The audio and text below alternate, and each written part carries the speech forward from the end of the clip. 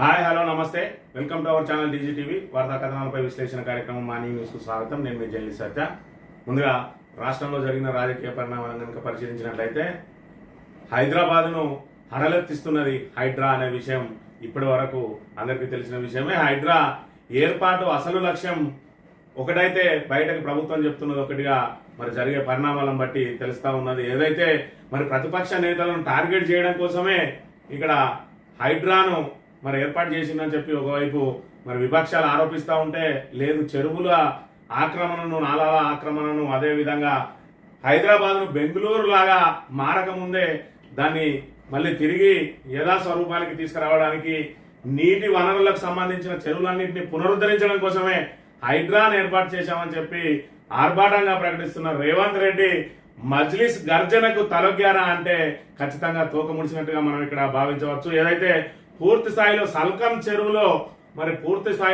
చెరువును ఆక్రమించి కనీసం బఫర్ జోన్ కూడా కాదు, ఏకంగా FTL ఫుల్ ట్యాంక్ లెవెల్లోనే ఆకాశ హార్మ్యాలు నిర్మించి అక్కడ విద్యా సంస్థలు నిర్వహిస్తున్న మజ్లిస్ ను మరి టచ్ చేస్తే భూకంపం వస్తుంది అన్నట్టుగా మరి 40,000 విద్యార్థులతోటి మేము ఇక్కడ మరి ఏదైతే వాళ్ళ విద్యార్థుల భవిష్యత్తును దృష్టిలో పెట్టుకొని ఖచ్చితంగా మరి మేము చూస్తూ ఊరుకోమని చెప్పి హెచ్చరించిన నేపథ్యంలో ఇక్కడ హైడ్రా వెనుకడుగు వేసింది. ఖచ్చితంగా ఏదైతే వాళ్ళకు సెలవులు ఇచ్చే వరకు మరి ఇక్కడ టైం ఇస్తామని చెప్పి ఆ విద్యార్థుల సెలవుల తర్వాత స్వయంగా కూల్చేయాలి, లేదంటే మేమే కూల్చివేస్తామని చెప్పి సుమారు మరి ఇక్కడ 8 నెలల కాలం మరి సమయం ఇచ్చినట్టుగా మనం ఇక్కడ భావించవచ్చు.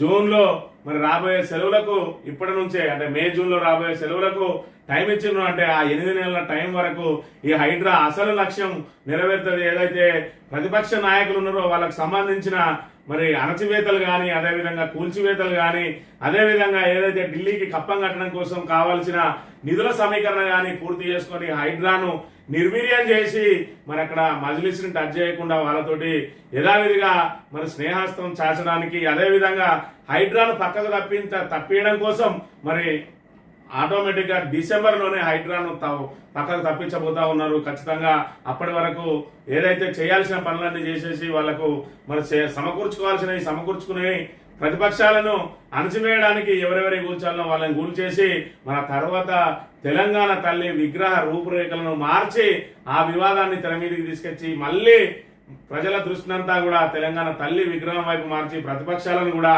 మన తెలంగాణ తల్లి విగ్రహం మీద మరి ఏదైతే మార్చిన విగ్రహం మీద మళ్ళీ పోరాటాలకు వాళ్లకు ఒక అవకాశం కల్పించి ఈ హైడ్రాను మరి పక్కకు తప్పించే అవకాశం ఉంటుంది. అందులో భాగంగానే మరి విద్యా సంస్థలకు ఏదైతే ఓవైసీ విద్యా సంస్థలకు సెలవుల వరకు మరి సమయం ఇచ్చిన హైడ్రా ఇక్కడ మర్రి ఏదైతే రాజశేఖర రెడ్డి ఉన్నాడో ఎమ్మెల్యే మల్లారెడ్డి అల్లుడు, ఆయనకు మాత్రం వారం రోజుల్లోనే కూల్చివేయనున్నట్టు మరి నోటీసులు అందజేసింది. అదేవిధంగా పల్లా రాజేశ్వర రెడ్డికి సంబంధించిన విద్యా సంస్థలకు కూడా వారం రోజుల్లోనే కూల్చివేయనట్టు చెప్పిండు. అంటే ఓవైసీ విద్యా సంస్థలు చదివే వాళ్ళ విద్యార్థుల వాళ్ళకే భవిష్యత్తు ఉంటుందా?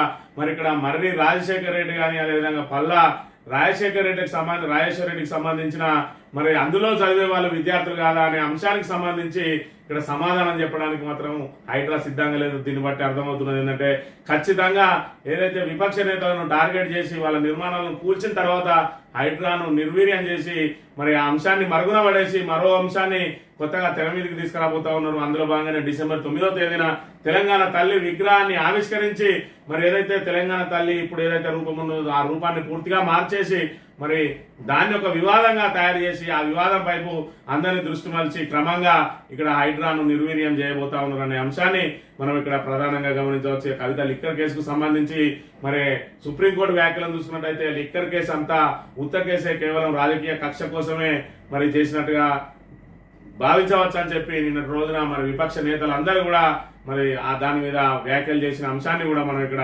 ప్రధానంగా గమనించవచ్చు. రైతు ఏదైతే రుణమాఫీకి సంబంధించి మరి రైతులే మరి స్వీయ అఫిడవిట్ సమర్పించాలని చెప్పి చెప్తా ఉన్నారు. మరోవైపు రేషన్ కార్డు లేని రైతులకు ఖచ్చితంగా మరి ఇదేదైతే కుటుంబ నిర్ధారణ కోసం మరి వాళ్ళే స్వీయ అఫిడవిట్ ఇవ్వాలని, అదేవిధంగా ఆ ఇంట్లో ఏ ఒక్కరు ఐటీ కట్టినా కూడా వాళ్ళకు రుణమాఫీ వర్తించదని చెప్పి మళ్ళీ కొత్త నాటకానికి తెరలేపారు. మరికొంత కాలం దీన్ని సాగదీసే కార్యక్రమంలో భాగంగా చేపట్టబోతా ఉన్నారు. ఇక ఏదైతే హైడ్రాకు సంబంధించి మరి మంత్రుల ఫామ్ హౌస్లను టచ్ చేయకుండా మరి ఏదైతే హైడ్రా తన పరిధిని తానే తగ్గించుకున్నట్టుగా భావించవచ్చు.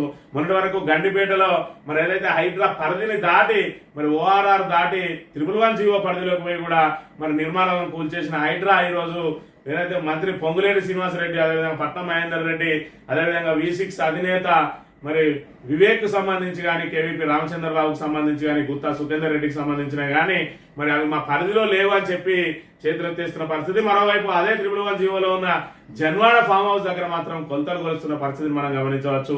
అంటే మంత్రులందరికీ కూడా మరి వాళ్ళ ఫామ్ హౌస్లను సేఫ్ గా ఉంచి ఏదైతే ఇందాక చెప్పుకున్నట్టు ఖచ్చితంగా హైడ్రాను మరి నిర్వీర్యం చేసే వరకు కేవలం ప్రతిపక్షాలను టార్గెట్ చేసి ఆ తర్వాత హైడ్రాను నిర్వీర్యం చేసి తన అనుకున్న లక్ష్యం సాధించడానికి ఏర్పాటు చేసిండు రేవంత్ రెడ్డి అనే అంశాన్ని త్వరలో ప్రజలు గ్రహించబోతా ఉన్నారు అనే అంశం కూడా మనం ఇక్కడ భావించవచ్చు.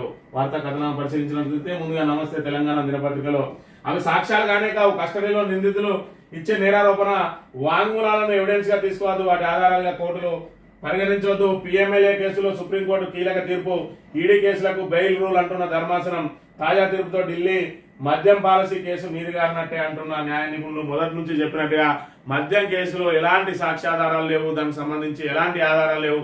కేవలం దీన్ని దురుద్దేశపూర్వకంగా కవితకు రుద్ది ఎవరైతే నిందితులుగా పేర్కొనబడతా ఉన్నారో వాళ్ళను మరి బెయిల్ ఇస్తాం, మీకు మరి మిమ్మల్ని అప్రూవల్ గా మార్చాం, మీ మీద కేసు తీసేస్తామని చెప్పి వాళ్ళని అప్రూవల్ గా మార్చి వాళ్ళ వాంగ్మూలాల ఆధారంగా ఏదైతే కవితను అదేవిధంగా కేజ్రీవాల్ ను మరి టార్గెట్ చేసి వాళ్ళ మీదకి కేసు ఏదైతే మరి ఓపెన్ చేసిండ్రో దానికి సంబంధించి మరి సుప్రీంకోర్టు వ్యాఖ్యలు చూసుకున్నట్టయితే అదంతా నీరు గారిపోయినట్టే అని చెప్పి దానికి తగ్గ ఆధారాలు 2 సంవత్సరాల నుంచి విచారణ చేస్తున్నా కూడా ఇప్పటి వరకు ఎలాంటి ఆధారాలు సేకరించలేదు. అదేవిధంగా 100 కోట్లు చేతులు మారినట్టు ఆరోపణలు చేసేది తప్ప దానిలో మరి 1 కోటి రూపాయలకు సంబంధించి కానీ కనీసం 1 రూపాయికి సంబంధించిన అంశాన్ని కూడా మరి ఎక్కడ దేని ద్వారా ఎక్కడికి వెళ్ళినా అనే అంశాన్ని నిరూపించలేకపోయింది. కేవలం మరి కక్షపూరితంగా ఇక్కడ కవితను మరి జైల్లో ఉంచిండు అని చెప్పి చెప్తున్న అంశాన్ని మనం ఇక్కడ గమనించవచ్చు. దాంతో రేపు కేజ్రీవాల్ కూడా బెయిల్కు మరి ఇక్కడ మార్గం సుగమం అయిపోయిందని కూడా మనం ఇక్కడ ప్రధానంగా భావించవచ్చు.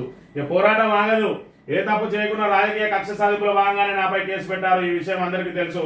నా విడుదల కోసం వేచి చూసిన తెలంగాణ సమాజానికి వినమ్రంగా చేతులెత్తి నమస్కరిస్తున్నా. అంతిమ విజయం సాధించేదాకా పోరాడతా, ప్రజాక్షేత్రంలో మరింత బలంగా పనిచేస్తా అని చెప్పి నిన్నటి రోజున ఏదైతే ఢిల్లీ నుంచి హైదరాబాద్ చేరుకున్నది కవిత, చేరుకున్న తర్వాత తన తల్లి భావోద్వేగంతో హత్తుకున్నది. 165 రోజుల తర్వాత జైలు నుంచి మరి జైలు చెర నుంచి మరి బయటకు వచ్చిన కవితను ఆలింగనం చేసుకున్న పరిస్థితి. మరోవైపు ఏదైతే మొన్నటి రోజున జరిగిన రక్షాబంధన్ కు అందుబాటులో లేదు కాబట్టి రక్ష కట్టి మరి ఆ కార్యక్రమాన్ని కూడా పూర్తి చేసింది. ఈ రోజు మరి ఫామ్ హౌస్ లో కేసీఆర్ ను ఎర్రవెల్లి ఫామ్ హౌస్ లో కేసీఆర్ దగ్గరికి వెళ్ళబోతా ఉన్నది కవిత అనే అంశాన్ని మనం ఇక్కడ ప్రధానంగా భావించవచ్చు.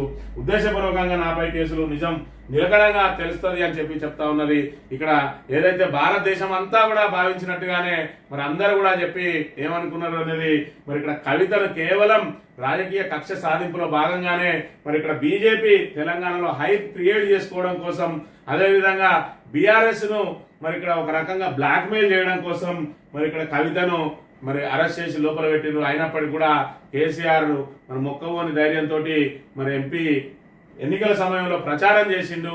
అయినప్పటికీ మరి ఇక్కడ ఎలాంటి రాజకీయ బ్లాక్ మెయిల్లకు తలపకుండా బీఆర్ఎస్ ఎన్ని ఆరోపణలు చేసినా, కాంగ్రెస్ అదేవిధంగా బీజేపీ కలిసి బీఆర్ఎస్ మీద ఎన్ని ఆరోపణలు చేసినా కూడా బీఆర్ఎస్ ఎక్కడా తలగకుండా మరి తడబడకుండా నిలబడి ఉన్నది.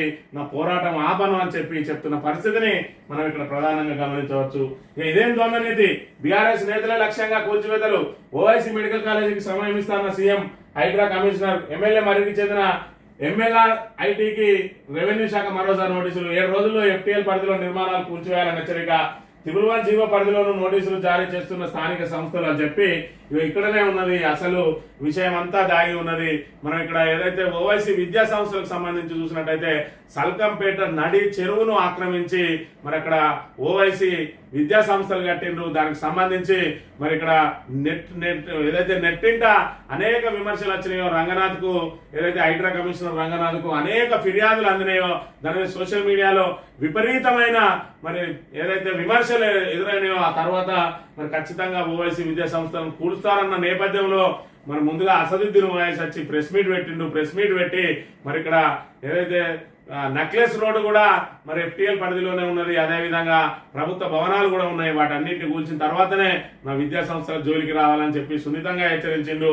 ఆ తర్వాత మళ్ళీ ఇక్కడ అక్బరుద్దీన్ ఓవైసీ ఒక సందర్భంలో మాట్లాడుతూ నా మీద కాల్పులు జరుపుకోండి కానీ నా విద్యా సంస్థల జోలికి రావద్దు, మరి 40,000 విద్యార్థుల మరి వాళ్ళ భవిష్యత్తుతోటి ముడిపడి ఉన్నాయి, వాటిని కూల్స్తే మరి సహించేది లేదు అని చెప్పి మరి అదేవిధంగా నేనేదో మరి ఇక్కడ మిమ్మల్ని అభ్యర్థిస్తున్నా అని చెప్పి అనుకోకండి అని చెప్పి మరి కావాలంటే ఏ విధంగా ఎదుర్కోవాలో కూడా మాకు తెలుసు అని చెప్పి మరి ఇక్కడ ఏదైతే మరి MIM గర్జించిందో ఆ గర్జనకు రేవంత్ రెడ్డి తోక ముడిచాడా అంటే మరి తోక ముడిచాడనే చెప్పవచ్చు. ఎందుకంటే ఇక్కడ మరి ఓఐసీ మెడికల్ కాలేజీకి సమయం ఇస్తామని చెప్పిండు. ఏం సమయం అంటే మరి సెలవులు వచ్చే వరకు సమయం ఇస్తాం విద్యార్థుల భవిష్యత్తును దృష్టిలో పెట్టుకోనని.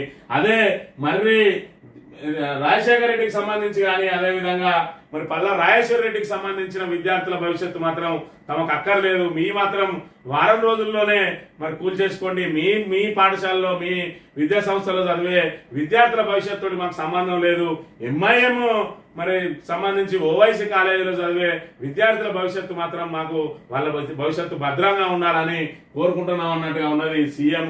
అదేవిధంగా హైడ్రా కమిషనర్ మరి రంగనాథుల హైడ్రామా ఈ విధంగా ఉన్నది. మరి వాళ్ళకో నీతి వీళ్ళకో నీతి ఎందుకు? అదేవిధంగా 111 జీవో పరిధిలోకి మేము అడుగు పెట్టమంటున్నాడు. ఎందుకంటే పొంగులేటి శ్రీనివాసరెడ్డితో పాటు మిగతా పట్నం మహేందర్ రెడ్డి, B6 అధినేత KVP రామచంద్రరావు, అదేవిధంగా గుత్తా సుఖేందర్ రెడ్డి, YV సుబ్బారెడ్డి తదితరులకు సంబంధించి మరి వాళ్ళ ఏదైతే ఫామ్ హౌజులు ఉన్నాయో వాళ్ళ ఫామ్ హౌజులను మరి కూల్చివేయాలి కాబట్టి హైడ్రా దూకుడుగా వెళ్తుంది కాబట్టి హైడ్రా మీద విమర్శలు వస్తాయి కాబట్టి అది మా పరిధిలో లేదు అని చేతులెత్తేసిన పరిస్థితి. మరోవైపు జన్వాడ ఫామ్ హౌస్ కూడా 111 జీవో పరిధిలోనే ఉన్నది. అయినప్పటికీ అక్కడ మాత్రం అధికారులు కొలతలు చేస్తా ఉన్నారు. వాళ్ళకేమో స్థానిక సంస్థలతో నోటీసులు ఇప్పిస్తా ఉన్నారు.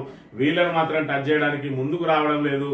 ఇది అసలు హైడ్రా ఏర్పాటు లక్ష్యం ఖచ్చితంగా ఏదైతే విపక్ష నేతలను టార్గెట్ చేయడం, వాళ్ళ ఏదైతే ఆస్తులను అక్రమంగా కూల్చేయడం, అందులో హైడ్రాకు ముందుగా మరి హైప్ క్రియేట్ చేయడం కోసం నాగార్జున లాంటి సెలబ్రిటీని కూల్చేసి హైడ్రా నిష్పక్షపాతంగా కొనసాగుతా ఉన్నదని చెప్పి ఒక పేరు తెచ్చుకొని ఆ తర్వాత విపక్ష నేతలను టార్గెట్ చేసింది. అందులో భాగంగా వెలుగులోకి వచ్చిన ఓవైసీ విద్యా సంస్థలకు సంబంధించి మాత్రం ఇక్కడ వాళ్ళ గర్జనతోటి తోకముడిసి మరి సెలవుల వరకు సమయం ఇస్తామన్నారు. ఈ లోపు హైడ్రాను నిర్వీర్యం చేసి పక్కన పడేసి కొత్త అంశాన్ని తెర మీదకి తీసుకొచ్చి జనాల దృష్టినంతా అక్కడ ఆ అంశం మీదకి దృష్టి మళ్లించడానికి ఆల్రెడీ డిసెంబర్ 9వ తేదీన తెలంగాణ తల్లి విగ్రహానికి మరి ఏర్పాటు చేయనున్నట్టు ఇక్కడ ఆల్రెడీ భూమి పూజ చేసిండు నిన్నటి రోజున. మరి ఇక్కడ రేవంత్ రెడ్డి దానికి సంబంధించి విగ్రహాన్ని కూడా మరి ఈ ఏదైతే ఇప్పటి వరకు తెలంగాణ ఉద్యమ స్ఫూర్తిగా మరి ఇక్కడ ఉద్యమానికి స్ఫూర్తి ఇవ్వడం కోసం ఏర్పాటు చేసుకున్న ఈ తెలంగాణ తల్లి విగ్రహ రూపురేఖలను మార్చుతా అంటా ఉన్నాడు. ఏ రోజు జై తెలంగాణ అని, ఏ రోజు తెలంగాణ ఉద్యమంలో పాల్గొనని రేవంత్ రెడ్డి ఈరోజు తెలంగాణ తల్లి విగ్రహ రూపాన్ని మారుస్తా అంటా ఉన్నాడు. మరొక అంశాన్ని తెర మీదకి తీసుకొచ్చి ఇక్కడ ఒక మరి లేని గొడవను సృష్టించి ఈ హైడ్రాను పక్కదారి పట్టించి క్రమంగా హైడ్రాను నిర్వీర్యం చేసి తన అనుకున్న లక్ష్యాన్ని డిసెంబర్ 9 లోపే మరి నెరవేర్చుకొని 9 తర్వాత హైడ్రాను మరి మూసేయబోతా ఉన్నారనే అంశాన్ని మనం ఇక్కడ మరి ఏదైతే ఓవైసీ విద్యా సంస్థలకు సంబంధించి వెనక్కి తగ్గిండో హైడ్రా కమిషన్ దాన్ని బట్టి చెప్పుకోవచ్చు. ఈ లోపు రంగనాథం తీసి వేరే చోటుకు బదిలీ చేస్తే హైడ్రా మొత్తం డామ్ అంటది. మళ్ళీ తెలంగాణ తల్లి విగ్రహానికి సంబంధించి ఏదైతే తెలంగాణ మరి ఉద్యమకారుల ఆత్మ గౌరవం దెబ్బతింటా ఉన్నదో అది గ్రామం నుంచి కూడా మరి ఇక్కడ ఉద్యమాన్ని మళ్ళీ లేచే అవకాశం ఉంటాయి కాబట్టి మరి ఈ ఉద్యమ పంతాలో ఇదంతా కూడా కొట్టుకుపోయి మరి అంశం మరి తెరమరుగాయి మళ్ళీ తెర మీదకి తెలంగాణ తల్లి విగ్రహానికి సంబంధించిన అంశం తెర మీదకి వస్తుంది. దాని తర్వాత రేవంత్ రెడ్డి అనుకున్న లక్ష్యం నెరవేరుతుందనే అంశాన్ని కూడా మనం ఇక్కడ ప్రధానంగా గమనించవచ్చు. మాఫీ కాకపోతే రైతే బాధ్యుడా, కుటుంబ నిర్ధారణ సర్వే ఉద్దేశం ఏదైనా సందేహాలు వ్యక్తం చేస్తున్న రైతు సంఘాలు, రైతు స్వయంగా కుటుంబాన్ని ధృవీకరిస్తేనే మాఫీ, అందులో ఏ ఒక్కరు ఐటీ చెల్లించిన మాఫీ బంధు, రేషన్ కార్డు లేని 2 లక్షల మంది రైతులకు కోత, సీఎం లెక్కల్లో రేషన్ కార్డు లేని వారు 6,36,000 మంది, కుటుంబ సర్వే చేస్తున్నది మాత్రం 4,26,000 మందికే. ఆ 4 లక్షల్లో ఎందరికి వర్తిస్తుందో తెలియని పరిస్థితి అని చెప్పి కుటుంబ నిర్ధారణ సర్వే కోసం మరి ఏదైతే రైతే స్వయంగా అఫిడవిట్ ఇవ్వాలి, అందులో ఏ ఒక్కరు కూడా మరి ఐటీ చెల్లించినా కూడా రుణమాఫీ రాది అని చెప్తా ఉన్నారు. అదేవిధంగా రుణమాఫీ రాకపోతే మళ్ళీ రైతునే బాధ్యుని చేస్తారా అని చెప్పి కూడా ఇక్కడ రైతు సంఘాలు మరి సందేహం వ్యక్తం చేస్తున్న పరిస్థితిని మనం ఇక్కడ గమనించవచ్చు. మాస్కో సదస్సుకు KTR ను ఆహ్వానించిన స్కోల్కో సంస్థ ఫెస్టివల్ ఆఫ్ ఫ్యూచర్ సదస్సులో ప్రసంగించాలని లేక వచ్చే 5 నుంచి 7 వరకు సదస్సు అని చెప్పి గతంలో ఒక అంతర్జాతీయ సదస్సు హాజరైన కేటీఆర్ మళ్ళీ మాస్కో సదస్సు కూడా కేటీఆర్ ను ఆహ్వానించిన పరిస్థితిని మనం ఇక్కడ గమనించవచ్చు. గుణపాలు దించిన చేతులతో విగ్రహం అది తెలంగాణ తల్లికే అవమానం, గాంధీ విగ్రహాన్ని గాడిసే పెట్టినట్టే ఉంటది, తెలంగాణకు అక్కర్రాని బొమ్మలను తొలగించి తీరుతామని చెప్పి ఏదైతే రాజీవ్ గాంధీ విగ్రహాన్ని పెడతామని చెప్పి చెప్తా ఉన్నాడో ఖచ్చితంగా మళ్ళీ ఏదైతే ప్రభుత్వం మారిన వెంటనే మరి అక్కర్రాని బొమ్మలన్నింటిని కూడా తొలగిస్తామని చెప్పి చెప్తా ఉన్నాడు. మరోవైపు తెలంగాణ తల్లి ఏదైతే గుణపాలించిన చేతులతోటే విగ్రహావిష్కరణ చేస్తామంటే మరి గాడ్సేనే గాంధీజీ విగ్రహం పెట్టినట్టు ఉంటుంది అని చెప్పి రేవంత్ రెడ్డిని ఉద్దేశించి మరి ఇక్కడ వ్యాఖ్యలను మనం ఇక్కడ ప్రధానంగా గమనించవచ్చు. తెలంగాణ దినపత్రిక కనుక చూసినట్టయితే మా ఫామ్ హౌజులు సేఫ్, ఊపిరి పీల్చుకున్న మంత్రులు కాంగ్రెస్ నేతలు హైదరాబాద్ కి పరిమితం స్పష్టం చేసిన సీఎం రేవంత్ రెడ్డి. సీఎం ప్రకటనతో బడా నేతలు రిలాక్స్, ఓఆర్ఆర్ అవతలున్న గ్రామ పంచాయతీలు హైదరాబాద్ పరిధిలోనే మా ఫ్యామిలీ వాళ్ళ అక్రమ నిర్మాణాల అంటే లిస్ట్ ఇవ్వండి, నిలబడి కూల్చేస్తా, ఓవైసీ విద్యా సంస్థలకు సమయం ఇచ్చాం చిట్సాల్లో సీఎం రేవంత్ రెడ్డి అని చెప్పి మరి ఏదైతే 111 జీవో పరిధిలో ఉన్నాయి ఇవి హైదరాబాద్ ఏదైతే హైదరాబాద్ పరిధిని దాటి ఉన్నాయి. మరి ఏదైతే ఇప్పటికే గండిపేట దగ్గర హైదరాబాద్ పరిధిని దాటి కూడా 3 నిర్మాణాలను కూల్చేసిండ్రు. అయినప్పటికీ మరి ఇక్కడ ఏదైతే మంత్రుల ఫామ్ హౌస్ల విషయానికి వచ్చేటప్పటికి మాత్రం అది మా పరిధిలో కాదు అని చెప్పి రంగనాథ్ చేతులెత్తేసిన పరిస్థితి. మరోవైపు ఇక్కడ రేవంత్ రెడ్డి కూడా హైదరాబాద్ పరిధి మరి హైదరాబాద్కే పరిమితం, ఏదైతే ఓఆర్ఆర్ లోపల మాత్రమే హైదరాబాద్ పరిధి ఉంటుందని చెప్పిండు. దాంతో ఇక్కడ పొంగులేటి శ్రీనివాసరెడ్డిది కానీ అదేవిధంగా గుత్తా సుఖేందర్ రెడ్డిది కానీ ఇక్కడ పట్నం మహేందర్ రెడ్డి కానీ V6 అధినేతది కానీ వీళ్ళందరి ఫామ్ హౌస్లను హైదరాబాద్ టచ్ చేయబోదు అని చెప్పి మరి ఇక్కడ వీళ్ళందరికీ కూడా భరోసా కల్పించిండ్రు. దీన్ని బట్టి హైదరాబాద్ అసలు మరి స్వరూపం ఏంటిదో ఇక్కడ అర్థమవుతున్న విషయాన్ని కూడా మనం ఇక్కడ గమనించవచ్చు. మా ఉసురు దాక్కుని కాంగ్రెస్ ప్రభుత్వంపై జీవో 46 బాధితుల ఆగ్రహం, హైకోర్టులో పిటిషన్ కొట్టివేతపై కన్నీళ్లు పెట్టుకున్న బాధితులు ఎన్నికల ముందు వాడుకున్నారు, ఇప్పుడు కనీసం పట్టించుకోవట్లే, మంత్రులకు మేము గుర్తున్నామా, ఏ ముఖం పెట్టుకుని ఇంటికి పోవాలి, అప్పులు చేసి పిటిషన్ వేశాం, బాధితులను ఫోన్లో పరామర్శించిన కేటీఆర్ వారికి అండగా ఉంటామని హామీ, జీవో 46 రద్దు చేసే వరకు పోరాడతామంటున్న రాకేష్ రెడ్డి అని చెప్పి ఎన్నికల ముందు నిరుద్యోగులను మరి ఇక్కడ జీవో 46 ను రద్దు చేస్తాం, మీ అందరికి కూడా ఉద్యోగ అవకాశాలు కల్పిస్తామని చెప్పి అదేవిధంగా మొదటి సంవత్సరంలోనే 2 లక్షల ఉద్యోగాలు ఇస్తామని, ప్రతి సంవత్సరం జాబ్ క్యాలెండర్ విడుదల చేస్తామని చెప్పి అదేవిధంగా డిఎస్సికి సమయం ఇవ్వాలని కోరినా కూడా ఇవ్వకుండా తక్షణమే మరి ఏదైతే ఎగ్జామ్స్ పెట్టేసి మరి నిరుద్యోగుల జీవితాలతో ఆడుకున్న ఇక్కడ ప్రభుత్వం ఈ రోజు ఆ 46 రద్దు చేయడానికి ముందుకు రాకపోవడంతో అనేక మంది ఇక్కడ అనర్హులుగా మరి పరిగణింపబడతా ఉన్నారు. ఎన్నికల ముందు తమను వాడుకొని ఇక్కడ వదిలేసింది ప్రభుత్వం అని చెప్పి చెప్తున్న పరిస్థితి. వాళ్ళందరినీ కూడా నిన్నటి రోజున ఫోన్ లో పరామర్శిండు కేటీఆర్. అదేవిధంగా ఇక్కడ రాకేష్ రెడ్డి అండగా నిలిచిండు. మరి ఏదైతే ప్రభుత్వం దాఖలు చేసిన అఫిడవిట్ తోటి జీవో 46 మీద వేసిన పిటిషన్ ను ఇక్కడ ప్రభుత్వం మన హైకోర్టు కొట్టేసింది. దాంతో నిరుద్యోగులందరూ కూడా మరి ఇక్కడ పాపం గగ్గోలు పెడుతున్న పరిస్థితిని మనం ఇక్కడ ప్రధానంగా గమనించవచ్చు. లిక్కర్ కేసు ఉత్తకతే, అభియోగాలు తప్ప ఆధారాలు లేవు, ఈడీ సిబిఐ తీర్పు తప్పట్టిన సుప్రీం, నిందితులే అప్రూవల్ గా మారిన వైనం, ఆ స్టేట్మెంట్ చెల్లుబాటు కావాలని వ్యాఖ్య, పిఎంఎల్ఏ సెక్షన్ 45/1 పైన సంచలన తీర్పు, ఈడీ సిబిఐ కేసులో అడగడుగున్న డొల్లతనం అని చెప్పి ముందే చెప్పినట్టుగా ఇది కేవలం రాజకీయ కక్ష సాధింపు కేసే. మరి ఇక్కడ ఈడీ కేసుల్లో సిబిఐ కేసుల్లో ఏదైతే నేర ఆరోపణలు ఎదుర్కొన్న వాళ్ళు మరి ఆ తర్వాత నేర ఆరోపణది మరి ఇక్కడ రుజువైన పర్సంటేజ్ మాత్రం 0.1 కూడా లేదు. అవి పూర్తిగా రాజకీయ నాయకుల మీద పెట్టిన కేసులన్నీ కూడా వీగిపోతున్న పరిస్థితి.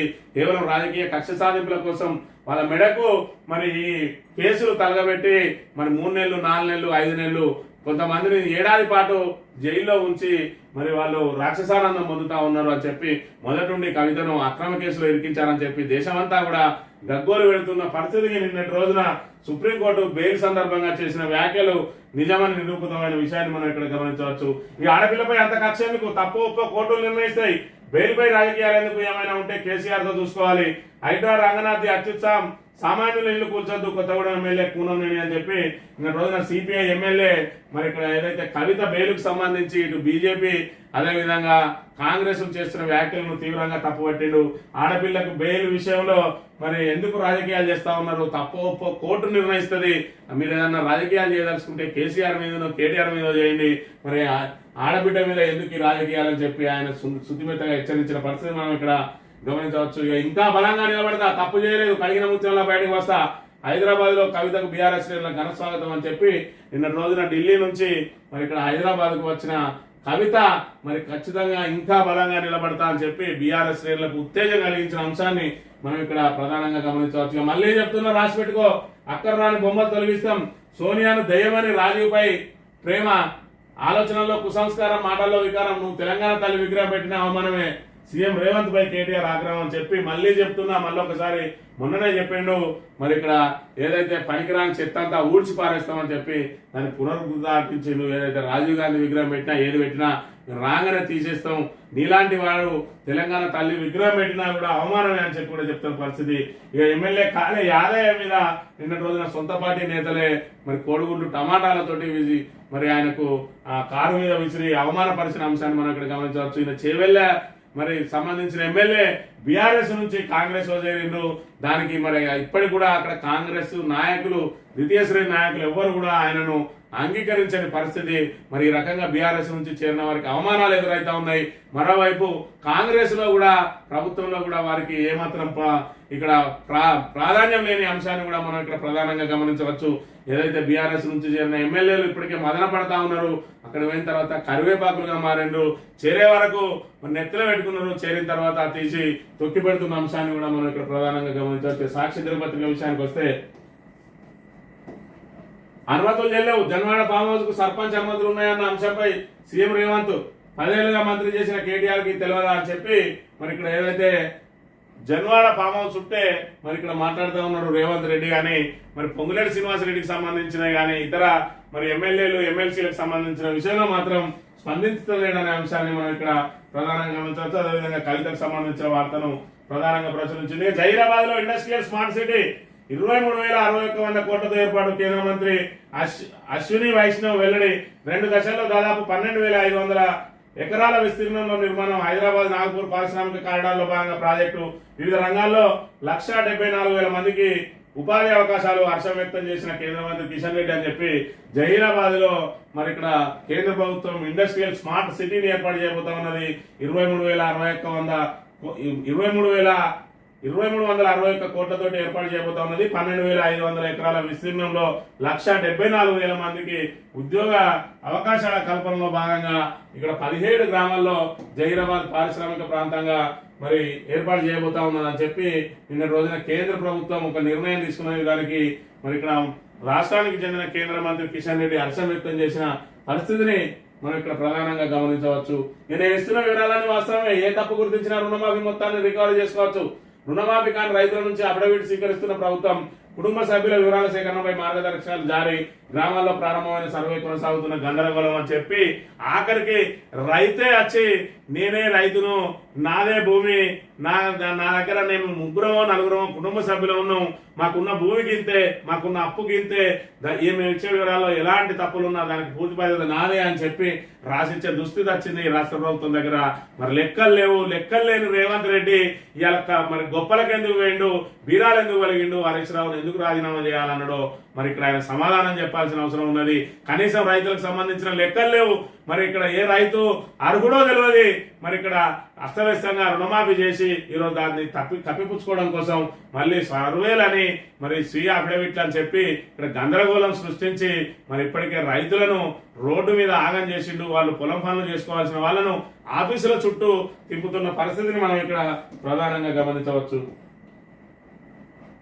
రాంగ్ సైడ్ లో వెళ్తే లైసెన్స్ రద్దు. నార్సింగి ఠాణా పరిధిలో బల్లగూడ జాగీర్ రోడ్ లో నివాసం ఉండే తల్లి కూతుళ్ళ అనురాధ మమత ఇద్దరు రోజులాగే ఇటీవల మార్నింగ్ వాక్ బయలుదేరారు. కబుర్లు చెప్పుకుంటూ నడుస్తున్న వారిని అతివేగంగా దూసుకొచ్చిన ఒక కారు ఢీకొట్టడంతో అక్కడికక్కడ మృతి చెందారు. చందానగర్ లో మాల్లో పనిచేసే గొలుసు మనోజ్, చిత్తిమల రాజు ఉద్యోగం పూర్తయ్యాక బైక్ మీద మియాపూర్లోని ఇంటికి ప్రయాణమయ్యారు. ఇంటికి వెళ్లాలనే తొందరలో రాంగ్ సైడ్ లో ప్రయాణిస్తూ ఎదురుగా వస్తున్న బస్సు ఢీకొట్టడంతో మృతి చెందారని చెప్పి రాంగ్ సైడ్ లో వెళ్లే వాళ్ళు స్వీయంగా వాళ్ళు ప్రమాదాలకు గురి అవుతున్నారు. లేదంటే మరి అక్కడ ఏదైతే సామాన్యులు నడుచుకుంటూ వెళ్తారో వాళ్ళు కూడా ప్రమాదానికి గురవుతున్నారు. కాబట్టి రాంగ్ సైడ్ వెళ్లే వాళ్ళను గుర్తించి మరి ఖచ్చితంగా వాళ్ళ లైసెన్సులు రద్దు చేస్తామని చెప్తా ఉన్నది ఇక్కడ ప్రభుత్వం. ఈ ఆంధ్రజ్యోతి విషయానికి వస్తే కూల్చివేతలపై తగ్గేదే కూల్చివేతలపై తగ్గేదే లేదు. కానీ మా మంత్రులే మాత్రం కూల్చేయం. అదేవిధంగా మజ్లిస్ వాళ్ళ జోలికి మాత్రం మేము పోము. ఎవరైతే మరి ఇక్కడ బీఆర్ఎస్ కు సంబంధించిన మల్లారెడ్డి ఉన్నాయో, మల్లారెడ్డి అల్లుడు మర్రి రాజశేఖర రెడ్డి ఉన్నాయో, పల్లా రాజేశ్వర రెడ్డి ఉన్నదో, అదేవిధంగా కేటీఆర్ మిత్రుడు ప్రదీప్ రెడ్డి జన్వాడ ఫామ్ హౌస్ ఉన్నాయో, వీటిని మాత్రం గురుస్తాం. పొంగులేని శ్రీనివాసరెడ్డి జోలికి పోము, పట్నం మహేందర్ రెడ్డి జోలికి పోము, వివేక్ జోలికి పోము, గుత్తా సుఖేందర్ రెడ్డి జోలికి పోము, కేవీపీ రామచంద్రరావు జోలికి పోము, అదేవిధంగా వైవి సుబ్బారెడ్డికి జోలికి పోము. అయిన వారికి ఆకుల్లో కాని వారికి కంచాలు అన్నట్టు ఆంధ్ర వాళ్ళే ఉన్నా కూడా పల్లంరాజు లాంటి వాళ్ళే వాళ్ళ జోలికి కూడా పోము. కానీ తెలంగాణ బిడ్డలు ఏదైతే మరి ఇక్కడ విద్యా సంస్థలు పెట్టిండ్రో వాళ్ళను వేధించడమే లక్ష్యంగా హైడ్రాను మేము ఏర్పాటు చేసినాం. అందులో భాగంగా హైప్ క్రియేట్ చేయడం కోసం ఎన్కన్వెన్షన్ కూల్చేసి హీరోలాగా మరి ఇక్కడ క్రేజ్ తెచ్చుకున్నాం. ఇప్పుడు వీళ్ళే కూడా కూల్చేసి ఆ క్రేజ్ మధ్యలోనే వీళ్ళే కూల్చిపడేసి హైడ్రాన్ నిర్వీర్యం చేసి అనుకున్న లక్ష్యం నెరవేర్చుకుంటాం. అందులో భాగంగా పనిలో పనిగా మేమైతే ఢిల్లీకి కట్టాల్సిన కప్పం ఏది ఉన్నదో అది కూడా కొంతమందికి మినహాయింపు ఇచ్చేసి అందులో నుంచి ఆ కప్పాన్ని కట్టేసి ఇంకేదన్నా ఉంటే స్వామి కార్యం సకార్యం అన్నట్టు మేము కూడా 4 రాళ్ళు ఎన్నికేసుకుంటాం అన్నట్టు ఉన్నది కాంగ్రెస్ పరిస్థితి అని చెప్పి ఇక్కడ ప్రధాన ప్రతిపక్షం ఆరోపిస్తున్న విషయాన్ని మనం ప్రధానంగా గమనించవచ్చు. ఇక కొందరినే టార్గెట్ చేయొద్దు, అందరినీ ఒకే విధంగా చూడాలి. అధికారుల అక్రమ నిర్మాణాల నుంచి కూల్చివేతలు మొదలు పెట్టండి. 1,00,000 అక్రమ నిర్మాణాలు ఉన్నాయి, అన్నింటికీ నోటీసులు ఇస్తారా అన్న హైకోర్టు. ఎమ్మెల్యే మర్రి విద్యా సంస్థల భూమి పత్రాలను పరిశీలించండి, వారి వాదనలు వినండి. 7 రోజుల్లో కూల్చేస్తామన్న నోటీసులపై ఎడ్యుకేషన్ సొసైటీల పిటిషన్ల మీద హైకోర్టు ఆదేశం అని చెప్పి మరి ఇక్కడ మర్రి రాజశేఖర రెడ్డికి సంబంధించిన మాత్రం 7 రోజులలో కూల్చేస్తారు. అదేవిధంగా ఏదైతే మరి మజ్లిస్ సంబంధించి ఓవైసీ విద్యా సంస్థలకు మాత్రం సెలవులు వచ్చే వరకు ఆగుతారు. ఎందుకంటే అందులో విద్యార్థుల భవిష్యత్తు అనేది ప్రభుత్వానికి ముఖ్యం. ఇక్కడ చదువుకునే విద్యార్థుల భవిష్యత్తుకు మాత్రం ప్రభుత్వానికి సంబంధం లేదు. ఎందుకంటే అది బీఆర్ఎస్ ప్రతిపక్షాలకు సంబంధించింది. కాబట్టి మీరు విద్యార్థులు కూడా రాబోయే రోజులలో కాంగ్రెస్ గవర్నమెంట్ ఉన్న రోజులు మర్రి రాజశేఖర రెడ్డిది కానీ, మల్లారెడ్డిది కానీ, పల్లా రాజశేఖర రెడ్డిది కానీ, లేదంటే ఇతర ఏదైతే మరి బీఆర్ఎస్ లకు సంబంధించిన విద్యా సంస్థలు అందులో చదివితే మీకు భవిష్యత్తుకు మేము గ్యారంటీ ఇవ్వం. ఈ ఓవైసీ లాంటి వాళ్ళ చదవండి, లేదంటే కాంగ్రెస్ వాళ్ళు చూసి వాళ్ళ చదవండి, అప్పుడు మాత్రం మీకు గ్యారంటీ ఇస్తామన్నట్టుగా ఉన్నది ప్రభుత్వ వైఖరి అనే విషయాన్ని మనం ఇక్కడ ప్రధానంగా గమనించవచ్చు. సీఎం సోదరుని ఇంటికి నోటీసులు. దుర్గం చెరువు ఎఫ్టీఏలో తిరుపతి రెడ్డి ఇల్లు ఆఫీస్ 30 రోజుల్లో తొలగించాలంటూ నెక్టర్స్ డాక్టర్స్ కాలనీలు కావూరు హిల్స్ వాసులకు జారీ అని చెప్పి మరి తిరుపతి రెడ్డికి సంబంధించిన అసలు ఇంటిని విడిచిపెట్టి ఇక్కడ అద్దె ఇంటికి నోటీసులు ఇచ్చిందని చెప్పి కూడా దీని మీద పెద్ద ఎత్తున మరి ఇక్కడ ఆరోపణలు వెలువడుతున్న పరిస్థితిని కూడా మనం ఇక్కడ ప్రధానంగా గమనించవచ్చు. ఈనాడు దినపత్రిక విషయానికి వస్తే పార్టీలను చూడబోం, ఆక్రమణలు తప్ప పార్టీలను చూడబోం, చెరువులు నాలాలు పార్కుల పరిరక్షణ ధ్యేయం. అంటే రేవంత్ రెడ్డి చెప్పే మాటలకు చేసే పనులకు ఎక్కడ కూడా పొంతన ఉన్నది. దాన్ని ప్రజలందరూ కూడా ప్రత్యక్షంగా గమనిస్తా ఉన్నారు. ఇప్పటికే ప్రజలందరూ మరి చూస్తా ఉన్నారు. ఇక్కడ మజ్లిస్ విషయంలో ఏ రకంగా వెనుకడుగు వేసిరు. ఇక్కడ బీజేపీ సవాల్ చేసింది హైడ్రాకు కూల్చే దమ్మున్నదా అని చెప్పి. మరి 111 పరిధిలోకి అయితే వెళ్ళవు, ఎందుకంటే అది మీ పరిధి కాదు అన్నావు. మరి ఇక్కడ సల్కంపేట చెరువు మాత్రం ఖచ్చితంగా హైడ్రా పరిధే కదా. మరి వాళ్ళకి ఎందుకు సెలవుల వరకు సమయిస్తావు, మిగతా విద్యా సంస్థలకు ఎందుకు సెలవుల వరకు సమయమేమో అనే విషయాన్ని మరి ఇక్కడ ప్రజలకు వివరించాల్సిన అవసరం ఉన్నది. అంటే ఖచ్చితంగా బీఆర్ఎస్ మాత్రం ఖచ్చితంగా కూల్చావు, మిగతా వాళ్ళే మాత్రం కూల్చావు. అదేవిధంగా ఏదైతే పాత బస్సులో అడుగు పెడితే రణరంగమే అని హెచ్చరిస్తున్న నేపథ్యంలో మరి వెనకాడికి ఎందుకు వేసినాం అనే అంశాన్ని కూడా ఇక్కడ ప్రధానంగా అందరికీ తెలపాల్సిన అవసరం ఉన్నది. అసలే నేరం ఆపై దుఃఖభారం, ట్రాక్టర్తో దిగట్టి యువకుడి పలాయనం, చివరికి పుట్టాడు విషాదం అని చెప్పి నిర్మల్ జిల్లా మామడ మండలం వాస్తవాపూర్కు చెందిన మరి ఆడెం గంగా ప్రసాద్ అనే అవివాహితుడు మరి ఆయన ఏదైతే రాత్రిపూట ట్రాక్టర్ నడుపుకుంటూ వెళ్ళిండు. ఏదైతే మరి యజమాని ఇంటి దగ్గర పడుకొని తెల్లవారుజామునే మరి ట్రాక్టర్ మరి పనులకు తీసుకెళ్లడం అలవాటు. మరి రాత్రిపూట ఇంటి దగ్గర నుంచి ట్రాక్టర్ తీసుకొని యజమాని ఇంటి వైపు వెళ్తా ఉండగా ఎదురుగా ఒక స్కూటర్ వచ్చింది. మరి దాన్ని గమనించకుండా గంగా ప్రసాద్ ఆ స్కూటర్ ఢీకొట్టి మరి వాళ్ళకి ఏం జరిగింది అనేది కూడా చూడకుండా మరి ఆ తొత్తుపాట్లో మరి సీదా వెళ్ళి ఏదైతే ఆ యజమాని ఇంటి దగ్గర పడుకొని ఆ భయానికి సెల్ ఫోన్ కూడా స్విచ్ ఆఫ్ చేసిండు. మరి ఈ ఇద్దరు మనుషులు ఎవరైతే ఉన్నారో మరి శ్యామరావు అదేవిధంగా సంతోషులు వాళ్ళిద్దరూ మరి రాత్రిపూట ఇంటికి వెళ్ళి బయటికి వెళ్ళి ఇంకా ఇంటికి రాలేదని వాళ్ళ కోసం ఎదురు చూసి వాళ్ళ సెల్ ఫోన్లకు ఫోన్లు చేసినా కూడా మరి వాళ్ళ దగ్గర నుంచి స్పందన లేదు.